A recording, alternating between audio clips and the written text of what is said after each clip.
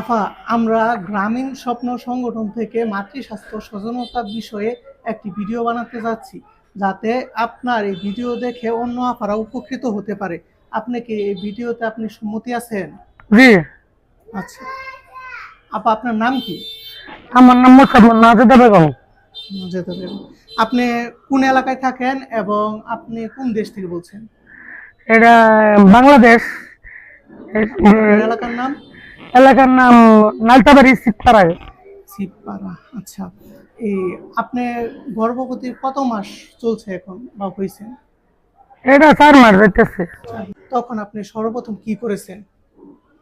গার্জেনকে জানাইছি, গার্জেন বলছে যে যে কোনো একটা আশ্রয় কেন্দ্র যাইতে বলছিল, মানে যেখানে চেক আপ করতে কইছে।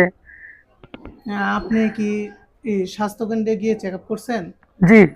আচ্ছা, ডাক্তার স্বাস্থ্যকর্মীরা আপনাকে কি কি পরামর্শ দিয়েছেন, কি কি চেক আপ করেছে তারা?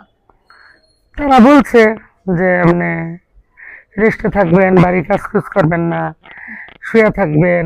পরে আর বলছে যে আপনি দুপুরে খাওয়ার পরে 2 ঘন্টা রেস্টে থাকবেন, শাক সবজি ইত্যাদি খাবেন, বলছে। আর চেক আপ কি কি করছে, মানে চেক আপ করছে, পরীক্ষা, রক্তের হিমোগ্লোবিন দেখছে, সিবিসি আরবিএসিডি করছে, শরীরে কতটুকু রক্ত আছে এটাও দেখছে, বাচ্চা ঠিক আছে কিনা এটাও দেখছে। আবার বলছে 5 মাসে 6 মাসে একটা আলতা করতে বলছিল। আচ্ছা, তারপর আপনি কি তাদের পরামর্শ মেনেই চলছেন এখন? জি। আচ্ছা, তাহলে আপনি কি আয়রন বড়ি খাচ্ছেন এখনো? হ্যাঁ, আয়রন ক্যালসিয়াম খাইতেছে। আফা, আপনি গর্ভ অবস্থায় খাবারের দিকে কিভাবে খেয়াল রাখছেন? যে ডাক্তারের পরামর্শ নিয়ে এভাবেই চলছি, ওভাবেই খেয়াল রাখছি। খাবার দাবার খাইছি, বেশি বেশি মাছ মাংস খাবার চেষ্টা করছি এবং খাইছিও। এর পরামর্শতে আমার ভালোই লাগতেছে। আপনি যে স্বাস্থ্য কেন্দ্রে গিয়েছেন, স্বাস্থ্যকর্মীর দেওয়া পরামর্শ কোনটি সবচেয়ে বেশি আপনার কাজে লাগছে? এই যে কাজে লাগছে খাওয়া দাওয়া পরে আপনার এই যে আয়রন ক্যালসিয়াম খাইতেছি এবং আমার শরীরের দিক দিয়ে আমি নিজেই খেয়াল রাখতেছি।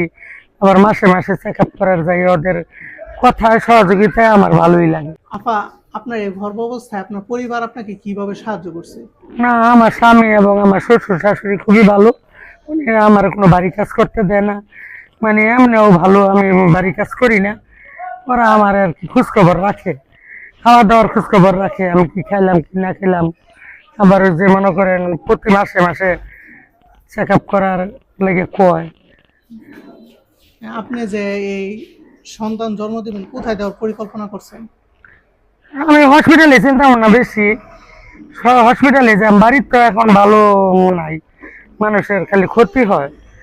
হসপিটালে যাওয়ার চিন্তা ভাবনা, ওই জায়গায় আমার ডেলিভারি করার চিন্তা ভাবনা। কিছু সঞ্চয় জমাইতেছি যাতে আপনার কি যাতায়াত খরচের ব্যবস্থা কোনো করছেন আপনি? কিছু কিছু করে খাইতেছি, রাখতেছি কিছু কিছু। যদি গাড়ি ভাড়া টাড়া লাগে না যাইতে, তো কিছু রাখুন লাগবে। এরপর যদি বাইচান্স সিজারও তো লাগতে পারে, দিলে কিছু জমাইতেছি। আচ্ছা, আপনি যে মানে আপনার মতো যে অন্য আপারা আছে, মানে গর্ভবতী আপারা আছে, তাদেরকে আপনি একটা পরামর্শ দেন, বা আপনার জীবনে কোনটি সবচেয়ে চ্যালেঞ্জ মনে হয়েছে যে আপনার এই গর্ভাবস্থা থাকাকালীন? না, এটি আমি ওদের কই যে সবচেয়ে হাসপাতালই ভালো। বাড়িতে এই ভেজাল না কইরা যে এই অমুক সমুক ডেলিভারি হয়ে যায়, মারা যায়, বাচ্চা মারা যায়, কি দরকার আছে? না ভাই, যেমন হসপিটালে যেমন। আপনাকে অনেক ধন্যবাদ।